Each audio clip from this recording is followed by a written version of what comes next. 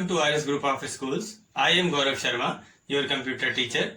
Today we are going to discuss about the topic job scheduling. हम बात करेंगे job scheduling की, ठीक है। तो देखिए जॉब शेड्यूलिंग में होता क्या है। जॉब शेड्यूलिंग देखिए क्या चीज है। शेड्यूलिंग का मीन्स है एज ए टाइम टेबल, ठीक है। जैसे कि मान लीजिए हमें कुछ काम करना है, कोई काम हमें दिए गए हैं जिसमें से उनका हम क्या करेंगे, उन सारे वर्क का हम एक टाइम टेबल डिसाइड कर लेंगे कि किसके बाद कौन सा टाइम पे हमें कौन सा वर्क करना है। और साथ ही साथ में उसमें हम बीच में उन जो हमारे मैनी नंबर ऑफ वर्क्स होंगे उनको हम अपने टाइम के अकॉर्डिंग ऐसा एडजस्ट करेंगे कि कुछ वर्क हम सीक्वेंस में करेंगे, कुछ वर्क हम प्रायोरिटी वाइज करेंगे, ठीक है। जैसे मान लीजिए कोई वर्क छोटा है तो उसको पहले कंप्लीट कर लेंगे, या कोई बड़ा वर्क अगर हमने पहले स्टार्ट कर लिया है और उसके बाद बीच में कोई छोटा काम हमारे बीच में याद आ जाता है तो हम उसको पहले कंप्लीट कर लेते हैं अगर पॉसिबल होता है तो। इसी तरीके से हमारे सीपीयू भी एक शेड्यूलिंग प्रोसेस को अपनाता है ऑपरेटिंग सिस्टम की मदद से।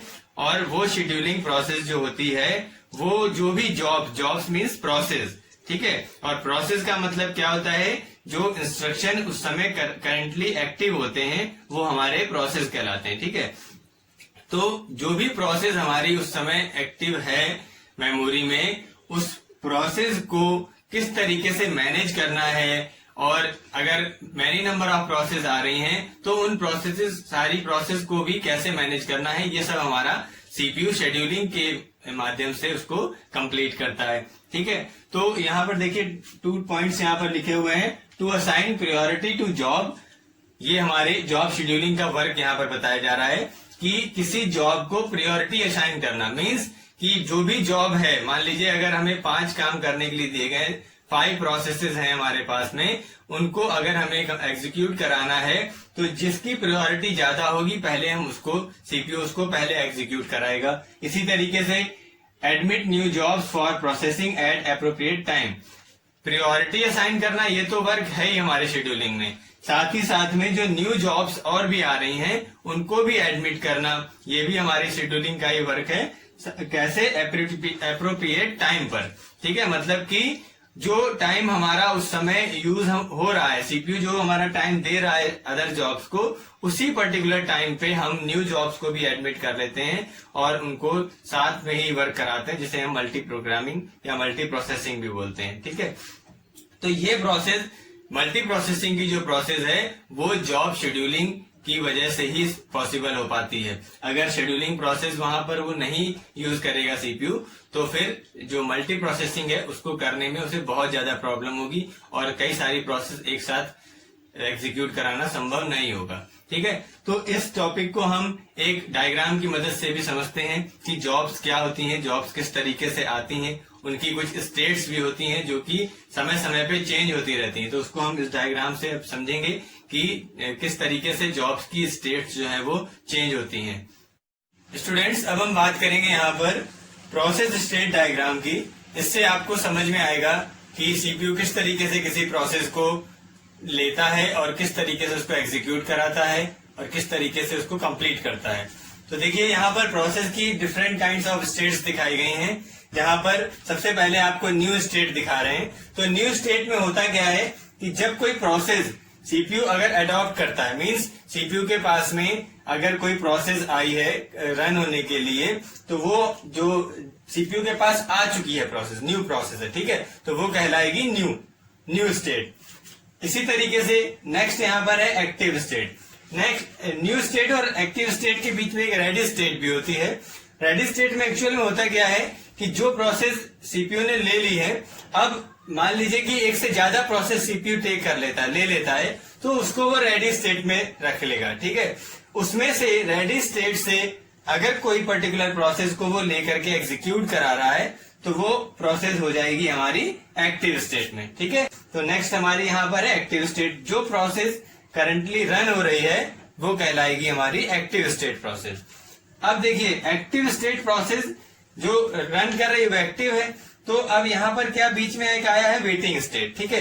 वेटिंग स्टेट का मीनिंग क्या है, अगर किसी प्रोसेस में मान लीजिए इनपुट आउटपुट ऑपरेशंस परफॉर्म कराने हैं, ठीक है, तो वो उस समय के लिए सीपीयू का तो कोई काम है नहीं, इनपुट आउटपुट ऑपरेशंस वहां पर परफॉर्म हो रहे हैं, तो सीपीयू क्या रहेगा वहां पर उस समय उतनी देर के लिए वो एंगेज्ड भी रहेगा और वर्क भी नहीं करेगा।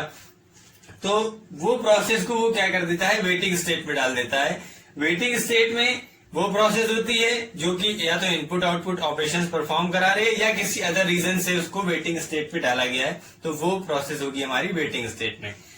इसके बाद में यहाँ पर लिखा हुआ है हॉल्टेड स्टेट। हॉल्टेड का मीन्स है जो प्रोसेस कंप्लीट हो गई, ठीक है, कंप्लीट हो गई है लेकिन अभी उसको सीपीयू ने उसको लीव नहीं किया है वो सीपीयू के अंडर में ही, ठीक है, मेमोरी में हमारी वो प्रोसेस अभी भी है। एक्चुअल में मेन मेमोरी में वो प्रोसेस होती है जो रन हो रही होती है, ठीक है। तो जब तक प्रोसेस हमारी मेमोरी के अंदर है, अगर वो प्रोसेस कंप्लीट हो भी चुकी है और मेमोरी में है तो वो कहलाएगी हॉल्टेड प्रोसेस, ठीक है। तो इस तरीके से यहाँ पर डिफरेंट स्टेट्स यहाँ पर बताई गई हैं किसकी, प्रोसेस की, कि किस तरीके से प्रोसेस सीपीयू प्रोसेस को लेता है, लेने के बाद में एग्जीक्यूट कराता है। अगर कोई पर्टिकुलर रीजन है तो उसके लिए उसको वेटिंग स्टेट में भी डाल सकता है और उसके बाद में वो कंप्लीट होने के बाद में हॉल्टेड स्टेट में जाएगी। इसके बाद से फिर मेमोरी से भी वो जब प्रोसेस कंप्लीट हो जाएगी तो मेमोरी से भी उसको खाली कर दिया जाएगा, हटा दिया जाएगा और न्यू प्रोसेस वहां पर आ जाएगी, ठीक है। तो ये हमारा प्रोसेस स्टेट डायग्राम है जिससे हमको इसके बारे में समझ में आया। अब हम बात करेंगे यहाँ पर कुछ फैक्टर्स जो हैं हमारी शेड्यूलिंग से रिलेटेड हैं, उनके बारे में डिस्कस करेंगे। तो इनसे आपको पता चलेगा कि किस तरीके से हमारा सीपीयू जो है वो बेस्ट रिस्पांस दे सकता है। इन फैक्टर्स की हेल्प से हमें ये जानकारी मिलेगी, ठीक है। जैसे कि सबसे पहले यहाँ पर लिखा हुआ है सीपीयू यूटिलाइजेशन, ठीक। सीपीयू यूटिलाइजेशन में एक्चुअल में होता क्या है, जो भी हमारी प्रोसेस सीपीयू ने ली हुई है उसको सीपीयू कितना ज्यादा हम उसका सीपीयू का यूज कर पा रहे हैं, ठीक है। मान लीजिए ये आपको जैसे कि अभी बताया था कि कुछ प्रोसेस में इनपुट आउटपुट ऑपरेशंस अगर बीच में आ जाते हैं तो उस जगह पे हमारा सीपीयू का जो टाइम है वो वहां पर वेस्ट हो रहा होता है, ठीक है। तो क्योंकि वहां पर इनपुट आउटपुट ऑपरेशंस परफॉर्म हो रहे हैं तो उस समय पे सीपीयू जो रहेगा वहां पर इंगेज भी रहेगा और उसका यूज भी नहीं कर पा रहे हैं। तो सीपीयू क्या करता है कि किसी दूसरी प्रोसेस को उतनी देर के लिए ले लेता है जो कि उस समय वेटिंग में होगी या कोई न्यू प्रोसेस आई होगी तो उसको एग्जीक्यूट कराने लगेगा, ठीक है।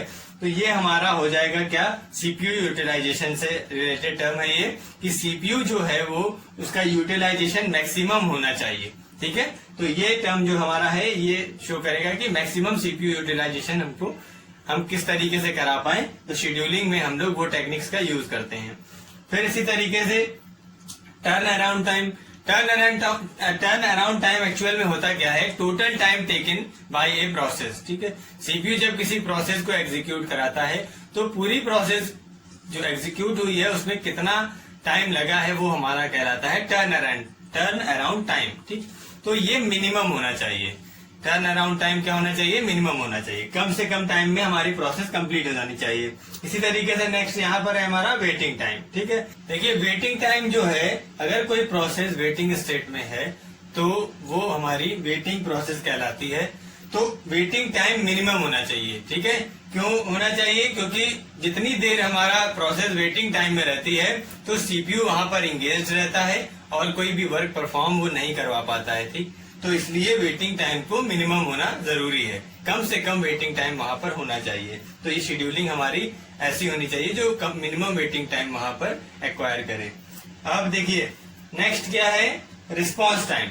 रिस्पांस टाइम का मीनिंग क्या है कि जब कोई प्रोसेस अगर न्यू प्रोसेस आती है तो सीपीयू कितनी जल्दी उसको रिस्पांस देता है तो वो हमारा कहलाता है रिस्पांस टाइम। तो रिस्पांस टाइम जो है वो भी मिनिमम होना चाहिए, मीन्स बहुत ही फास्टेस्ट रिस्पांस सीपीयू को देना चाहिए। तो शेड्यूलर टेक्निक ऐसी हो कि जिसकी हेल्प से सीपीयू हमारा फास्ट रिस्पांस किसी न्यू प्रोसेस को दे पाए।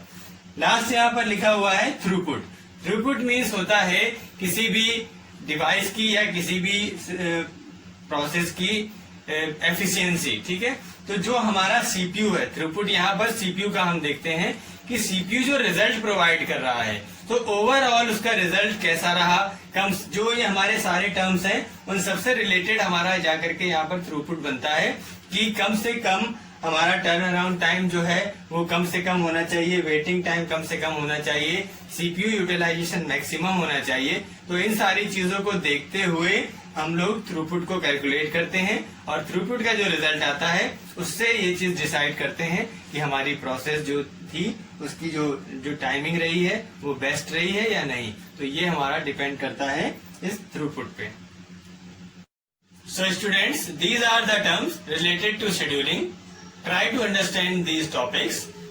तब तक के लिए keep studying and be happy always. Thank you.